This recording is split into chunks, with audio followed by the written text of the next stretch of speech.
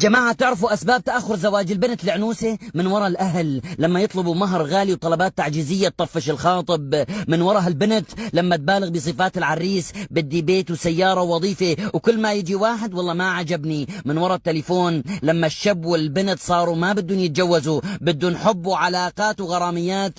من وراء القبلية والعصبية، كل ما يجي خاطب والله ما بنعطي إلا ليلي من قبيلتنا وعشيرتنا ومحافظتنا، الله والنبي هيك أمروك. من وراء الطمع لما البنت تشتغل أهلها يخافوا يزوجوها لأنه راح ينقطع المال عنهم. من وراء التعليم لما البنت تدلل، والله أنه أنا عم مدرس جامعة وما بفكر بالزواج هلا. من وراء الجهل لما يجي خاطب لبنتهم، والله ما راح نزوج صغيرة هلا لتتزوج الكبيرة، بلكي ما أجا نصيب الكبيرة. الحل يا أب ويا أم لوجه الله الكريم، يسروا زواج البنت، يسروا المهر. والله الموضوع مو بيع وشراء، الموضوع سترة. دوروا على السترة، لا تدوروا على المال.